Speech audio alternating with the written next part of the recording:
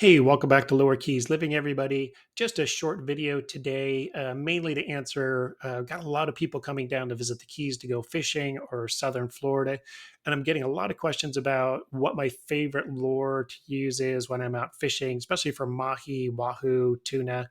And if you watch this channel or follow this channel at all, you know far and away, and you'll see it on so many of the fish that I catch are these pink billy bait, these feather lures, far and away the most effective lure that I run, easily 5 to 1, 7 to 1 versus any other lure.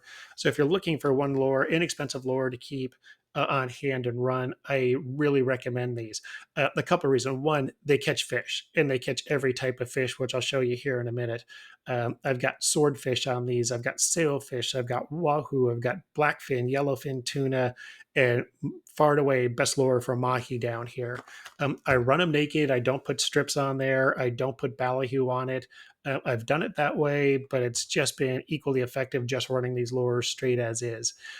This year, we've got lots of weeds down here. I don't know if you've seen in the news, but heavy weed lines. And given our wind directions change all the time, if you've got wind blowing in the same direction for a few days, those weed lines form up, but it doesn't happen all that often. Our direction changes constantly, so weeds are scattered. And especially because I fish alone a lot of the time, having these lures makes it effective. The cone-shaped head on these shed weeds. You'll see other lures, but they're round cylinder. They got the round flat top on it. They catch all kinds of weeds. Same colors, probably effective if they don't catch weeds, but with all the weeds, you're just going to be grabbing and catching weeds and constantly cleaning your lures off. And you don't want to pass by a fish with your lures out, not realizing it's covered in weeds, and you not want to know why you're not getting a bite. Weeds on your lure.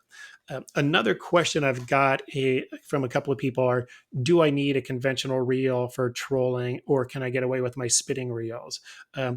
Honest answer is yes, you can use your spinning reels.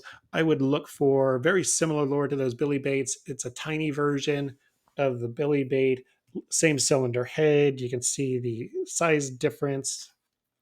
Got those backwards between the two. Uh, but this is super lightweight. You can run these off a spinning lure. It's not going to put too much pressure on it. Just slow your boat down to 6 to 7 knots for that lighter lure. Be effective on your troll. So I'm going to show you some of the fish I've caught on this billy baits. But if you're down here, almost every tackle store sell these. I would definitely grab those. And again, because we've been so thick and heavy with weeds down here the last month or so, I have not been running my planers, rarely putting my diving lures or my nomadics on, just because I'm constantly cleaning weeds off of those. So I've still been catching every fish.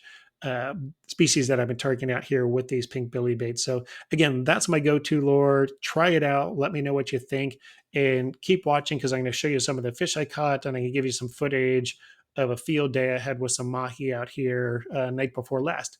And thanks for watching, but stay tuned. Finish up the video. All right, you can see right here on this beautiful mahi, just hanging off the edge, you can see the top of that billy bait lure out of that one.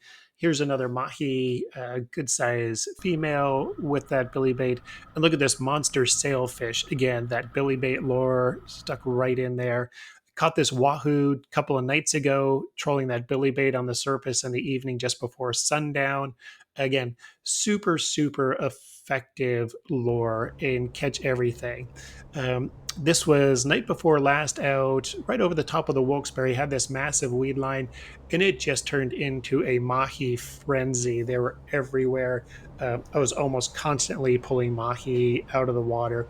Again, this is using two conventional lures, both pulling the billy baits. Had them set about 150 feet behind the boat. This is the first one coming on right now. And again, out here by myself, and you see when I'm trolling, I kick the engines into just at idle speed to keep the other line tight while I'm trolling. But at this speed, if for some reason I went overboard, I can actually swim fast enough to catch the boat on this. But a lot of times if I'm out deeper, rougher water, I do put those engines in idle when I'm out by myself. So here, just bringing this first mahi in, you can see this is a small one, and most of them were small. I was just out here for sport. I kept one decent one, tossed the rest. But but even though they're legal size, I still throw these back. I've gotten to where I'm only keeping enough fish in the freezer. Those fish that are 30 plus inches are the ones I'm looking for. One, a lot more meat on it. Again, I was measuring this guy. This guy came out to be about 28 inches. Solid size Mahi, definitely keeper size, but I don't need the meat. Just toss him right back in, let him grow to be a monster, or her grow to be a monster the next time. And almost immediately had another one on the other line. This, I've got a big reel on this one. This is meant for, this is more of my swordfish, big yellowfin tuna reel. So I had to keep seeing see, I'll keep lifting up to actually see if there's a fish on here because it's coming in so easy with this. But again, this is another small one that I ended up tossing back in. Um, and again, see, I'm actually just trying to see if I still have a fish on here. But again, this was another small one that I ended up tossing back into the water.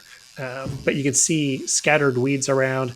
Got that huge weed line, but there's still lots of weeds out in the area off the weed line, which makes it a pain for running those diving lures, running the planers.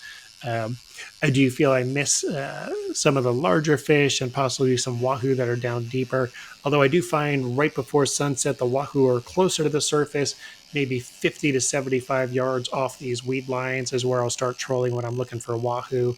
And again, you can see this little guy wasn't bad size. I think this guy was 24, 25 inches. Again, above that 21-inch legal size. Again, there you go, that feathered billy bait. But I'm just going to toss that guy right back in.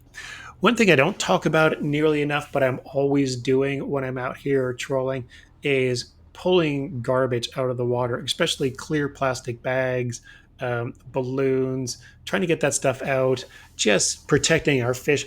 We are right in the middle of turtle mating season. It's incredible the number of turtles that we're seeing close to shore. So anything I can do to help out, I do. Here's just one of those mylar balloons that you see all over the place, things that turtles might be tempted to eat, especially clear plastic bags. They think they're jellyfish. If you can, just swing by, grab those. I keep a garbage bag on board. Almost every trip out, I've got half a garbage bag full of stuff that I'm just trolling.